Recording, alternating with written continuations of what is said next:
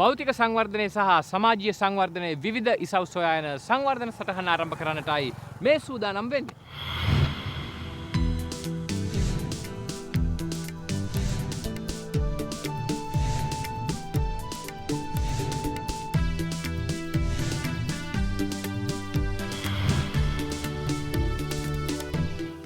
රාජ්‍ය ආයතනයකින් සේවාවක් ලබා ගන්නට යන්න ඔබට සිද්ධ වුණොත් මොකද හිතෙන්නේ? ඇඟ නිකන් හිරි වැටිලා වගේ යනවද? එහෙම පොඩි දෙයක් තියෙනවා. ඒ කියන්නේ රාජ්‍ය ආයතනයකින් සේවයක් ලබා ගන්න අපි යනවා නම් අපි දවසේ වරුවක් හෝ දවසම නිවාඩු දාලා ඒ කටයුතු සඳහා වෙන් වෙන්න ඕනේ. එහෙම කාලයක් තිබ්බ. හැබැයි දැන් ක්‍රමක්‍රමයෙන් මේ තත්ත්වය යහපත් අතටපත් වෙමින් තිබෙනවා. එක හේතුවක් තමයි තොරතුරු හා sannivedana තාක්ෂණය දියුණු වීම. අනික් හේතුව තමයි ඒ රාජ්‍ය ආයතනවල සේවය කරන නිලධාරීන්ගේ ආකල්ප වර්ධනය වෙමින් පැවතීම.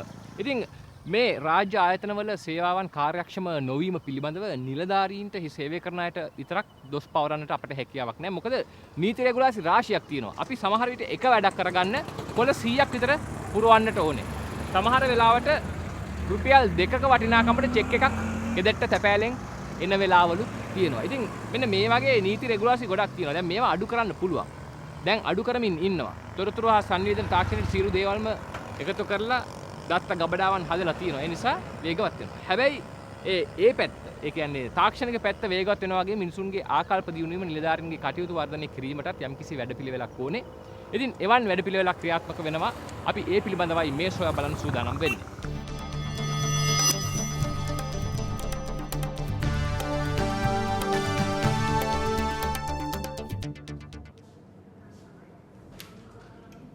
ඔබේ වාහනේ ආදායම් බලපත්‍රය විනාඩියක් ඇතුළත ලබා ගැනීම සිහිනයක් නේද? ඔබේ උප්පැන්න සහතිකය, විවාහ සහතිකය සහ අනිකුත් වැදගත් ලියකියවිලි මේ රාජ්‍ය ආයතන තුල ලබා ගන්න ගත වන්නේ විනාඩි කිහිපයක් පමණයි. ඔබ දකින මේ කාර්යක්ෂම සේවාව සිදුවන්නේ කොළඹ දිස්ත්‍රික්කයේ තිබෙන එක් ප්‍රාදේශීය ලේකම් කාර්යාලයකින්. ඉතින් මේ බිල්ඩින් එක මෙහෙම නෙමෙයි තිබුණේ. ඉතින් ඔය වගේ කවුන්ටර් ගහලා වෙන කරලා එහෙම තිබුණෙත් නැහැ. ඔක්කොම එක තැනකින් අහන්න ඕනේ. දැන් එහෙම නෑ. අපි ඇවිල්ලා ටක් ගාලා කරගන්න ඕනේ මොකද්ද කියන එක කරගන්න පුළුවන්. රත්මලාන ප්‍රාදේශීය ලේකම් කාර්යාලය සේවා සැපීමේදී පවතින ගැටලු හඳුනාගෙන දිස්ත්‍රික් ලේකම්වරයාගේ නායකත්වයෙන් ගැටලු අවම කිරීමට සැලසුම් කර තිබෙනවා. සැලසුම් ක්‍රියාවට නැංවීමේදී කාර්ය මණ්ඩලය දක්වන උනන්දුව සහ කැපවීම අගය කළ යුතුය. සේවය ක්‍රමවත් කිරීම සඳහා ඔවුන් නව මෙහෙයුම් කාර්යාලයක් හඳුන්වා දුන්නා. එම සංකල්පය දැන් අනිකුත් ප්‍රාදේශීය ලේකම් කාර්යාලවලටද හඳුන්වා දීමට කටයුතු කරමින් සිටිනවා. ලෝකයේ අද මේ නවීකරණය වෙලා තියෙන්නේ. විද්‍යුත් තැපෑල, ඊට පස්සේ වෙබ් අඩවි, ඊට පස්සේ තොරතුරු තාක්ෂණය එක්ක ලෝකය ඉතාමත්ම පොඩි වෙලා තියෙනවා. මේ නිසා රාජ්‍ය සේවයේ අලුත් වෙනසක් වෙන්න ඕනේ කියන ආකල්පය ජනතාව තුළ තියෙනවා. මොකද ජනතාව හැමතැනම ගමන් කරනවා. පෞද්ගලික අංශයේ අලුත් දේවල් ගේනකොට රාජ්‍ය සේවයට අලුත් දේවල් නැතුව පැවැත්මක් නැහැ. ඵලදායී සේවයක් ලබා දීම වෙනුවෙන් රත්මලාන් ප්‍රාදේශීය ලේකම් කාර්යාලය තත්ත්ව සහතික 3කින් පිදුම් ලැබ තිබෙනවා. ඊට අමතරව ජාතික ඵලදායිතා සම්මානයක්ද ලබා තිබෙනවා.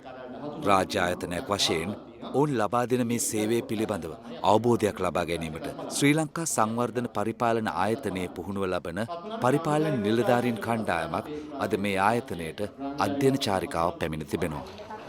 කණ්ඩායම හැඟීම සහ ආකල්පමය වෙනස මේ රාජ්‍ය ආයතනය කාර්යක්ෂම සේවයක් ලබා දීම දක්වා පරිවර්තනය කළා. ලංකාවේ රාජ්‍ය ආයතනවල සේවය කරන මිලියන 1.2ක කාර්ය මණ්ඩලය ඵලදායී මට්ටමකට මේ ආකාරයට නංවාලීම පහසු කාර්යයක් නොවේ. නමුත් අපහසු කාර්යයක්ද වන්නේත් නැහැ. නිවැරදි මඟ පෙන්වීම සහ පුහුණු පාඨමාලා මේ සඳහා රුකුලක් සපයනවා. මෙම අඩුපාඩු හඳුනාගත් ශ්‍රී ලංකා සංවර්ධන පරිපාලන ආයතනය සිංගප්පූරු සිවිල් සේවා විදුහල සමග එක්ව තෙමාසික් පදනමේ අනුග්‍රහයෙන් සංවර්ධන සහ පුහුණු පාඨමාලාවක් සංවිධානය කරනු ලැබුවා. මේ ඒකාබද්ධ වැඩසටහන තුළින් මානව හැකියා කුසලතා සහ නිපුණතා සංවර්ධනය කිරීමට හැකියාව ලැබී තිබෙනවා. This is a long felt need becomes fulfilled. This initiative is timely when there is a need to strengthen the public sector to materialize the government's development objectives in a public sector driven growth strategy. The strengths of Singapore are, of course, particularly well known to all of us. We salute and admire the people and the government of Singapore for the manner in which they have contributed both to their national progress as well as to global growth through the role they play by affording so many economically essential services, ranging from shipping and port operations to being a highly respected location for international legal arbitration. The Singaporean civil services have contributed magnificently to this story of growth. And so, as we in Sri Lanka embark on a new and exciting chapter of development, the Civil Service College of Singapore is for us an obvious partner and mentor. මෙම වැඩසටහන යටතේ ප්‍රධාන පුහුණුකරුවන් 25 දෙනෙක් හඳුනාගෙන තිබෙනවා. ඔවුන් හරහා මේ දැනුම පළාත් සහ දිස්ත්‍රික්ක පුහුණුකරුවන් 475 දෙනෙකුට ලබා දීම සිදු කරනවා. ප්‍රධාන පුහුණුකරුවන්ට සිංගප්පූරුවේදීම පුහුණුව ලබා දීමත් මෙම වැඩපිළිවෙලේ විශේෂත්වයක්. මෙම පුහුණුව ශ්‍රී ලංකා සංවර්ධන පරිපාලන ආයතනය තවදුරටත් ශක්තිමත් කිරීමට හේතුවක්. මේ පුහුණුව දින 12ක් පුරා පැවැත්වෙන වැඩසටහනක්. ඒ තුළින් නව සංකල්ප හඳුන්වා දෙනු ලැබුවා. පුහුණුව ලැබූ සියලු දෙනා රාජ්‍ය පරිපාලනයේ පළමු ශ්‍රේණියේ නිලධාරීන්.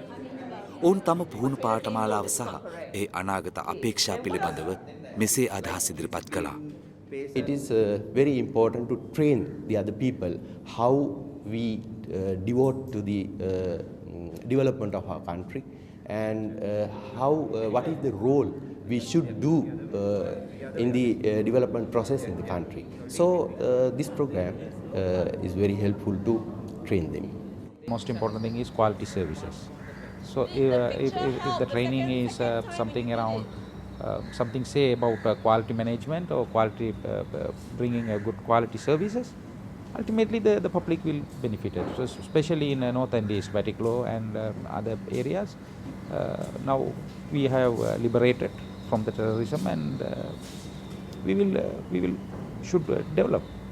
So it will be very helpful to the people of nation. Training கொடுக்குறதால எங்களுக்கு அறிவு மாத்திரம் இல்லை, எங்களோட திறன்களும் எங்களோட மனப்பாங்கும் இதில் மாற்றம் இல்லாட்டா எந்த பயிற்சி கொடுத்தும் பிரயோசனம் இல்லை. அவை முதல்ல மனங்களில் மாற்றங்கள் ஏற்படணும். இந்த பயிற்சியை பெற்றதோட நாங்கள் எங்களோட நாட்டுக்கு என்ன செய்ய போகிறோம்ன்றதான் மிக முக்கியமான ஒரு விஷயமா இருக்குது. සංවර්ධනය අනාගතය රඳා පවතින්නේ රාජ්‍ය සේවයේ කාර්යක්ෂමව හා පලදායිව කටයුතු කිරීම තුළයි. රාජ්‍යාංශය සංවර්ධනයේ මෙහෙයුම් යන්ත්‍රය වුණත් ඒ පවත්වාගෙන යන්නේ ශ්‍රී ලංකාවේ විවිධ දිස්ත්‍රික්කවල සිටින නිලධාරීන් විසින්. ඔවුන් හරහා හොඳ සේවාවක් ලබා දීම සංවර්ධනයේ ප්‍රමුඛතාවයයි. ඉතාමත් කාර්යක්ෂමව හා සැලසුම් සහගතව පවත්වාගෙන යන රත්මලාන ප්‍රාදේශීය ලේකම් කාර්යාලය රාජ්‍ය සේවයේ අනාගතය පිළිබඳව සියලු ලාංකිකයන් තුළ බලාපොරොත්තු ඇති කරවන්නක්.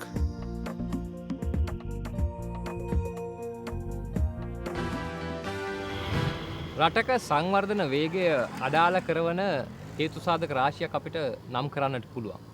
සමහර විට මේක ස්වභාවික ආපදාවන්, ස්වභාවික විපත්, කාලගුණික දේශගුණික විපර්යාස වෙන්න පුළුවන්. තව පැත්තකින් වංචාව, දූෂණය, නාස්තිය වෙන්න පුළුවන්. තවත් පැත්තකින් ඒ රටේ ජනතාවගේ සහ පාලකයන්ගේ ආකල්ප වෙන්නට පුළුවන්. මේ වගේ බොහෝ හේතුන් නැත්නම් නිසියාකාරව ආර්ථිකය කළමනාකරණය නොකිරීම වෙන්න පුළුවන්. මේ වගේ හේතු බලපාන. දැන් මේ සමහර හේතුන් අපේ රටේ සංවර්ධනය අඩාල කරන්නත් බලපෑවා.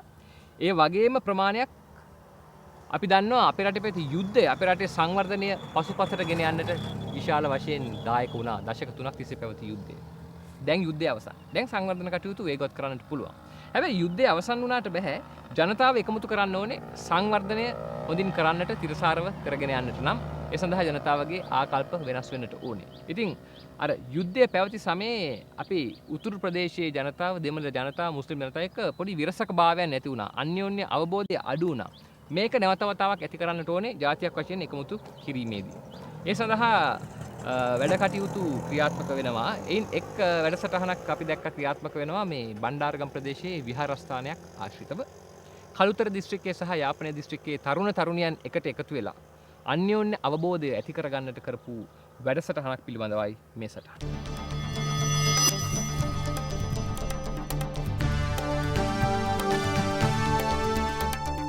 இந்த மொழிகளையும் நாங்கள் பின்பற்றி கொள்ள முடிய ஒரு சூழ்நிலை ஏற்படுவதும் அதே මයින් බේර් මල්ලිකා කතා කරන භාෂාව කුමක් වුවත් මොවුන්ට එකිනෙකා සමග sannivedanaya කිරීම අසීරු කාර්යයක් වුණේ නැහැ. කැම්බස් කරේ මට ඊයේ තමයි මේ යාළුවෝ හම්බුනේ.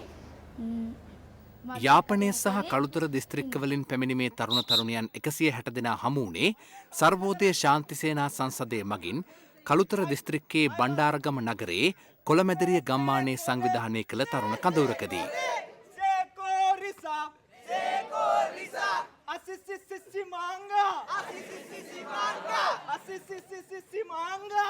විනෝදය පමණක් නොවේ. ශ්‍රී ලංකාවේ සංවර්ධනයට වැදගත් වන කරුණුද මෙහිදී සාකච්ඡාවට බඳුන් වුණා. එමෙන්ම ජාතික මට්ටමේ ගැටලු පිළිබඳවත් සාකච්ඡා කෙරුණා. මේ කඳවුරේ මූලිකව අරමුණ කරගෙන තියෙන්නේ උතුර සහ දකුණේ තරුණයෝ එකට ඒකාබද්ධ කරගෙන විශේෂයෙන්ම තම තමන්ට තියෙන ප්‍රශ්න තනිව විසඳනවා වෙනුවට අපි කොහොමද ඒකාබද්ධ ප්‍රවේශයකින් අපි ඉදිරියේ තියෙන ගැටලු හඳුනාගන්නේ? ඒ ගැටලු වලට අපි කොහොමද ඒකාබද්ධ ප්‍රවේශයක් තුළ විසඳුම් හොයන්නේ? සර්වෝදය ශාන්ති සේනා සංසදය මෙවැනි තරුණ කඳවුරු 200ක් පමණ වර්ෂ 1981 සිට පවත්වා තිබෙනවා. එමගින් 30000ක පමණ තරුණ පිරිසකට එකිනෙකා හමුවීමට අවස්ථාව ලැබුණා. තෙදිනක් පුරාවට පැවැත්වුණු කොළමැදිරිය පුරාණ විහාරස්ථානය කේන්ද්‍ර කරගත් මෙම කඳවුරේදී විවිධ ක්‍රියාකාරකම් තුළින් ඔවුනොවුන් තුළ ආකල්පමය හා චර්යාමය වෙනසක් ඇති කිරීමට ඉඩ ප්‍රස්ථා සැලසුණා. පැවති යුදමය වාතාවරණය පිළිබඳව නැවතත් හැරී බැලීම හෙට දවස ස්ථාවර සහ විශ්වාසී කර ගැනීමට මම්පෙත් විවර කරනවා. தமிழ் மொழியில் எல்லா விதமான கருத்துக்களையும் நாங்கள் இனங்களுக்கிடையே பகிர்ந்து கொள்ளக்கூடியதாக இருந்தது. இங்கே வரும்பொழுது சிங்கள மொழியில் நாங்கள் அவர்களுடன் கதைக்கக்கூடிய வாய்ப்பு ஏற்படுகின்ற சூழ்நிலை ஒன்று ஏற்பட்டது. ஆனாலும் நாங்கள் சிங்கள மொழியில் கலந்துரையாடுவது மிக கடினமாக இருந்தாலும் கூட அவர்கள் பேசுகின்ற மொழியினை வைத்து எங்களுக்கு அவர்கள் என்ன எங்களுடன் உரையாடுகின்றார்கள் என்ற விதம் எங்களுக்கு புரிந்து கொள்ளக்கூடிய வகையில் அமைந்திருந்தது. යාපනය දිස්ත්‍රික්කයෙන් කොළමැදිරිය තරුණ කඳවුරට පැමිණි තරුණ තරුණියන් සඳහා නවාතැන් සපයා දුන්නේ ප්‍රදේශවාසී සිංහල ජනතාව වීම විශේෂත්වයක්. අවුරුදු 30ක් තිස්සේ ජාතීන් අතර බෙදීමක් ඇති වෙලා ඉඳලා මෙහෙම ඇහිල්ල කරලා අපිත් එක්ක සම්බන්ධ වෙලා අපිත් එක්ක අර ඉන්නකොට අපිට ඒක ලොකු සතුටක්. ප්‍රථම වතාවට සිංහල ජනතාව සමග සුවදව එක්වීමට මෙහිදී ඔවුන්ට අවස්ථාව ලැබුණා. அங்கே பரவாயில்ல, எங்களுக்கு நல்லதான் எங்களை தங்கட பிள்ளை மாதிரியே எங்களை அனுசரித்தாங்க. எங்களுக்கு வேண்டிய உதவிகள் எல்லாத்தையும் அவங்களே செய்து தந்தாங்க. අපිට යාළුවෝ ගොඩාක් ඉන්නවා. අපි ඉස්කෝලේ ගිය කාලේ ඉඳන් අපිට සිංහල යාළුවෝ විතරනේ. ඇත්තටම ජීවිතේ පළවෙනි වතාවට තමයි මේ වගේ අත්දැකීමක් ලැබුණේ. ඒ කියන්නේ දැන් සිංහල කෙනෙක් නැතුව වෙන මේ ජාතියක් නියෝජනය කරන කෙනෙක් එක්කලා අදහස් වමාරු කරගන්න, ආගේ තොරතුරු කතා කරගන්න, ඒ සතුට බෙදා ගන්න ඇත්තටම ලැබිච්ච පළවෙනිම අවස්ථාව. ඇත්තටම හරිම සතුටක් දැනෙනවා. දශක 30ක යුද්ධයේ නිමාවෙන් පසුව නැවතත් ජාතීන් අතර අවබෝධය ගොඩනැංවීම සඳහා තරුණ ප්‍රජාව සම්බන්ධ කර ගැනීම යහපත් ප්‍රවණතාවයක්. යුද්ධයේ පැවති කාලයේ මෙන්ම විශේෂයෙන් සටන් විරාමයේ පැවති කාලයේදීත් විවිධ සංවිධාන මෙවන් තරුණ හමු පැවැත්තුවා. නමුත් යුද්ධයේ වර්ධනයත් සමග ඒ සම්බන්ධතාවන් කාලයත් සමග යටපත් වුණා. එමගින් පෙන්වා දුන්නේ ආකල්පමය පරිවර්තනයන් පවත්වා ගැනීමේදී දේශපාලන තලයේ ක්‍රියාකාරකම් ප්‍රධාන සාධකය වන බවයි. මේ වන විට යුද්ධය නිමා වී ඇති මොහොතක ප්‍රජාව අතර විශ්වසනීයත්වය ගොඩනැංවීමට මෙවන් ප්‍රයත්නයන් මෙන්ම දේශපාලන ප්‍රතිපත්තීන්ද එකසේ වැදගත් වනු ඇති. දැන් අපි කෙටි විරාමයකට යමු. විරාමෙන් පස්සේ නැවතත් සංවර්ධන සටහන් සමග එකතු වෙමු. සංවර්ධනය සහ තාක්ෂණය කියලා කියන්නේ එකිනෙකට වෙන් කරන්නට බැරි සාධක දෙකක්. මේ දෙක එකට ගමන් කරන කාරණාවන් දෙකක්. මේ වෙනකොට ලෝකයේ සංවර්ධනයක් ජය ගන්නට සම්ප්‍රදායික ක්‍රමවේදයන් අභිබවා යමින් නව තාක්ෂණික ක්‍රමවේදයන් ඉදිරියට ඇවිල්ලා තියෙනවා. ඉතින් සංවර්ධනය කියන කාරණාවේදී මිනිසාට ආහාර පාන සැපීමත් ඉදිරියෙන්ම තියෙනවා. ඊටමත් ගුණාත්මක බවෙන් යුතු ආහාර පාන සැපීම. ඒත් එක්කම ආහාර පාන ඉල්ලුමට සරල විදිහට ලබා දෙන්නටත් විවිධ ඉලක්ක ජයගත යුතු වෙනවා. සමහර විට ඊටමත් අඩු ජල මට්ටමක් ඇති ප්‍රදේශවලත් අපිට බවභෝග වගා කරන්නට සිද්ධ වෙනවා. ඉතින් ඒ සඳහා අපිට සමහර විට තියෙන සාම්ප්‍රදායික දේවල් උපයෝගී කරන්නට බෑ. නව තාක්ෂණික ක්‍රමවේදයන් හරහා නව බවභෝග අපි හඳුන්වා දෙන්නට ඕනි. ඉතින් හම්බන්තොට වැලිගත් මාගම්පුර කෘෂි තාක්ෂණික හා ග්‍රාමීය විද්‍යායතනයේ විසින් ඊටමත් අඩු ජල තත්ත්වයක් යටතේ වගා කරන්නට පුළුවන් කෙසෙල් වර්ගයක් පටක රෝපණ ක්‍රමවේදය යටතේ අලුතෙන් නිර්මාණය කරලා තිබෙනවා. ඉතින් ඒ පිළිබඳව තමයි මේ වාර්තාව.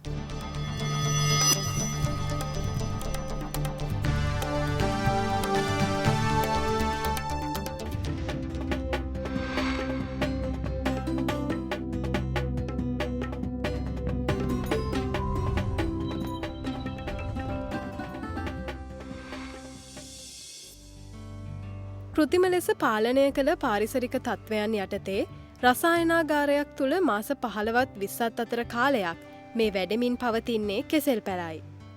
ශ්‍රී ලංකාවේ කෙසෙල් වගාවට පටකරෝපණ තාක්ෂණය හඳුන්වා දෙන නියම ව්‍යාපෘතියක් ලෙස මෙය හැඳින්විය හැකි.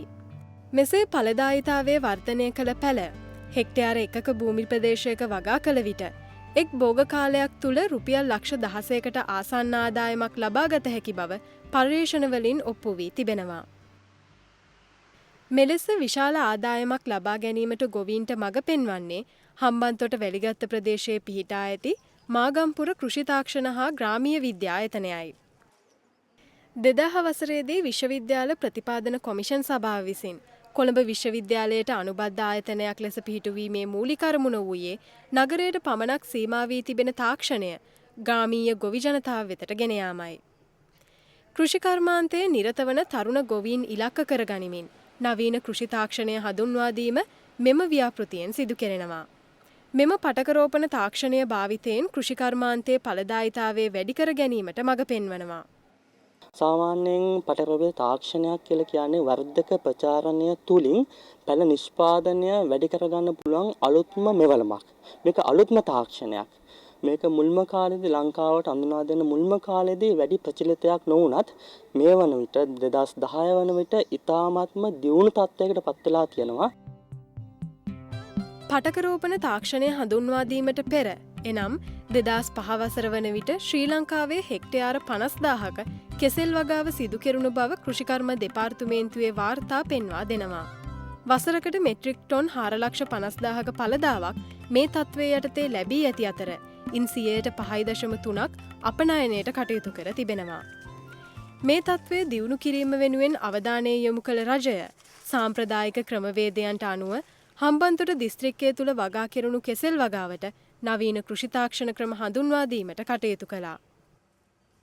ශුෂ්ක දේශගුණ තත්ත්වයන්ට ඉතා හොඳින් ඔරොත්තු දෙන මේ වැඩි දියුණු කළ කෙසෙල් ප්‍රභේදය එක් දිස්ත්‍රික්කයකට පමණක් සීමා නොකර යාපනය ඇතුළු ලංකාවේ බොහෝ ප්‍රදේශවලට බෙදා හැරීමට මාගම්පුර කෘෂි තාක්ෂණ හා ග්‍රාමීය විද්‍යායතනයට හැකි වී තිබෙනවා.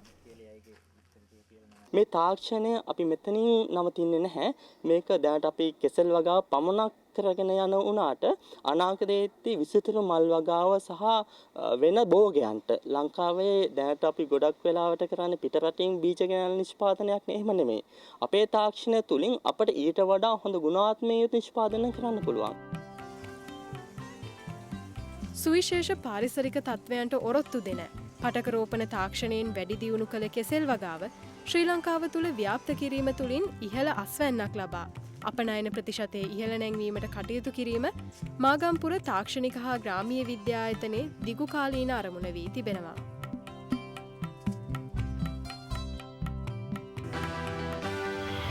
බෙදී වෙන් වෙලා ගිය ජාතියක් එකමුතු කරන්නට කලාවට දක්වන්නට පුළුවන් දායකත්වය ඉතාමත් සුවිශේෂයි. ඉතින් අපේ රටේ යුද්ධයේ හේතුවෙන් වෙන්වුණු ජනතාව නැවත එකමුතු කරන්නට කටයුතු කරපු කණ්ඩායම් ඉන්නවා කලාව භාවිතා කරමින්. ඉතින් එදා ඉඳන් අද දක්වාම එවන් වූ කාර්යයක නියැලෙන කණ්ඩායමක් පිළිබඳවයි මේ වාර්තාව.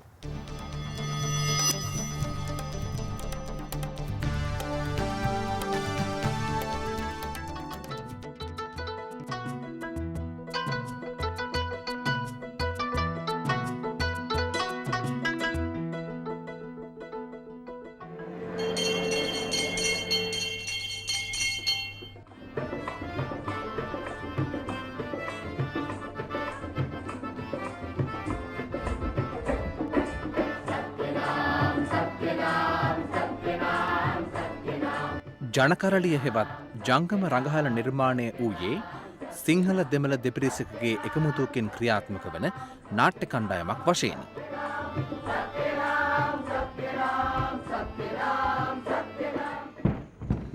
පින්තූරරාම වේදිකාවෙන් ඔබ්බට ගිය ප්‍රේක්ෂකයාට වේදිකාව වටා අසුන්ගෙන රංගනයේ නැරඹිය හැකි නව එරීනා රංගමණ්ඩලක් නිර්මාණය කිරීම මොවුන්ගේ අරමුණ විය. ඇත්තටම මේ ජනකරලිය ආරම්භයට ඉස්සෙල්ලා අපි පරක්කම නිරල්ල මහත්මයා සහ එච්.ඒ. පෙරේරා මහත්මයා කියන ඒ සහෝදරවරු දෙන්නත් එක්ක අපි යන්න ඕන අතීතයට.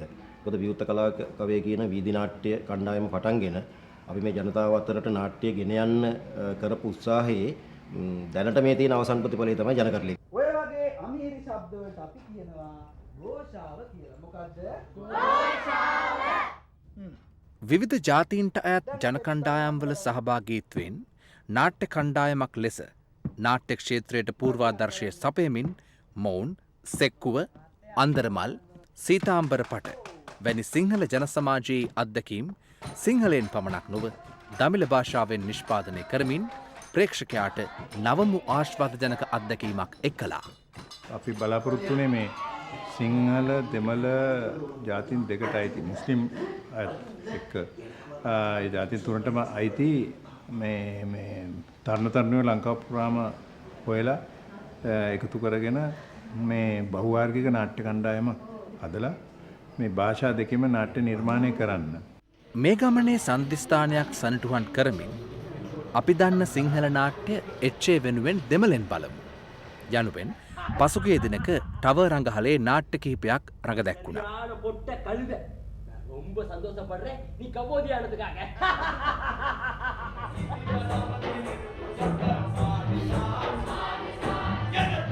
ජනකරලියේ නිර්මාතෘවරුන්ගෙන් එක් අයෙකු වන එච්.ඒ. පෙරේරා නම් වූ සහෘද රංගන ශිල්පියා අප අතරින් සදාටම වෙන් වී වසරක් පිරීම නිමිත්තෙන් පැවැත්වුණු මේ නාට්‍ය දැක්ම නම් කර තිබුණේ සෙනෙහසේ අස්වැන්න නමිනුයි.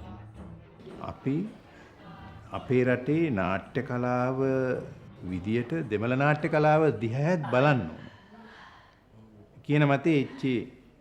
සමම හිටියා. ඒතර ජනකරලිය පටන් ගත්තේ ඒ වෙනුවෙන්. ජනකරලිය ක්‍රියා කරේ ඒ වෙනුවෙන්. ඒතර මේක මේ එච්.ඒ.ගේ තිබිච්ච මේ මතේ එච්.ඒ.ගේ ප්‍රකාශයක් අපි දක්වලා තියෙනවා. ඒක හුඟක් අය දන්නේ නැති දෙයක්. එතකොට ඒකත් අපි පෙන්වන්න ඕනේ.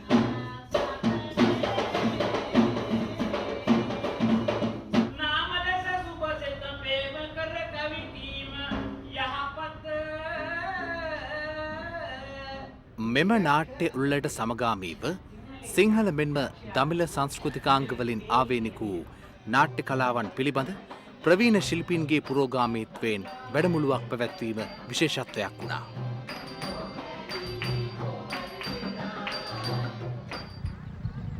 යුද්ධය නම් වූ ආත්මාර්ථකාමී ක්‍රියාවලිය තුළ විනාශ වී ගිය මනුස්සකම හා සාරධර්ම ජනකෙත තුළ නැවත වගා කිරීම වෙනුවෙන් ජනකරලිය දශකයකට ආසන්න காலයක් தம ශ්‍රමය වැය කර திபெනවා. 2003 2004 2005 காலப்பகுதியில் அதாவது இந்த எங்களுடைய மக்கள் டீமுக்கு ஒரு தமிழ் நபரை அல்லது ஒரு தமிழ் பேசக்கூடிய ஒரு சகோதர சகோதரி சேர்த்துக்கொள்கிறனா கூட பெரும் சிக்கல் இருந்துச்சு. வரமாட்டாங்க, நம்பிக்கை இல்லை. உதாரணத்துக்கு வடக்குலேயோ கிழக்குலேயோ இருந்து எங்களோட டீமில் வந்து சேவை செய்யறதுக்கு ரொம்பவே தயக்கமான சூழ்நிலையாக இருந்துச்சு. இப்போ காலப்போக்கில் என்னென்னு கேட்டால் நிவர்த்தியான சமாதானமான சூழ்நிலை வந்துருச்சுன்னு நாங்கள் நினைக்கிறோம். இப்போ எல்லாம் ஒன்றிணைந்த ஒரு குழு செயற்பாடுகளை செய்கிறதுக்கு தமிழர்கள் சிங்களோடையும் சிங்களர்கள் தமிழர்களோடையும் ரொம்பவே ஐக்கியமான முறையில் ஒன்றிணைஞ்சு வேலை செய்யறதுக்கான சந்தர்ப்பம் உருவாகி இருக்குது. පාසල් දරුවන් මෙන්ම නාට්‍ය රසිකයන් ඒකරාශී කර ගනිමින් වැඩමුළු පවත්වමින් නාට්‍ය කලාව ද්විතීක අධ්‍යාපන මාධ්‍යයක් බවත් දැනුම ආකල්ප හා රුචිකත්වය මෙන්ම රසවින්දනයද වෙනස් මාර්ගයකට යොමු කළ හැකි බවත් දැනුවත් කළා. අපිට වැඩ කරන්න ගත්තට පස්සේ අපි හැමෝම මිනිස්සුયો අපිට එකට වැඩ කරන්න පුළුවන්. අන්න ඒ හැඟීම අපිට ඇති වුණා. එතකොට ඒ වගේම මේ දෙමළ සමාජිකයොත් මේ සැක කළ යුතු පුද්ගලයෙක්වත් එහෙම නැත්නම් සමාජයේ නරක කෙනෙක් කියන හැඟීම අපෙන් තුරන් වුණා. ඒ කියන්නේ අර සැකය බය ආශ්‍රය කරන්න ගනුදෙනු කරන්න තියෙන සැකය බය කියන දේ අපෙන් ඈත් වෙලා ගියා. ඊට පස්සේ අපි ඒකත් එක්ක එකට වැඩ කරන්න ගත්තා. ජනසමාජය මීට වඩා යහපත් කරවීමේ මහඟුතම අභිලාෂයෙන් යුක්තව පරාක්‍රම නිරියල්ලයන් ප්‍රමුඛ ජනකරලිය ගම්දනව් සිසාරා තවමත් චාරිකා කරනවා. සිංහලෙන් මෙන්ම දෙමළෙන්ද නාට්‍ය නිෂ්පාදනය කිරීම පමණක් නෙවෙයි.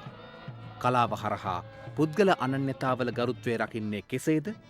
අන්‍යෝන්‍ය මානුෂීය සම්බන්ධතා ශක්තිමත් කරගන්නේ කෙසේද?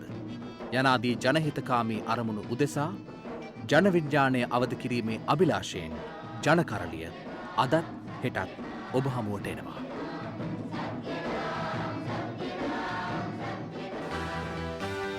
සංවර්ධනයේ සටහන් තැබූ මේ පිටුව අදට අවසන් කරන්නටයි සූදානම් වෙන්නේ. සංවර්ධන සටහන් වැඩසටහන ඔබට නරඹන්නට හැකියාව තියෙනවා අන්තර්ජාලය ඔස්සේ developmentdiaries.youngasia.tv කියන වෙබ් ඇඩ්‍රස් එක හරහා මේක නරඹන්නට පුළුවන්. ඒත් එක්කම වැඩසටහනට ප්‍රතිචාර දක්වන්නට ඕනේ නම් programs@youngasia.tv කියන ඊමේල් ඇඩ්‍රස් එක පාවිච්චි කරන්න ඔයගලන්ට හැකියාව තියෙනවා. තැපෑලෙන් ඔයගලන් එවනවා නම් නම්බර 713 DP විජේසිංහ මාවත පැලවත්ත බත්තරමුල්ල කියන ලිපිනයට අපට ලිපි යොමු කරන්නට පුළුවන්. එසේනම් අදට සමුගෙන යනවා හමුවෙමු ලබන සතියේ.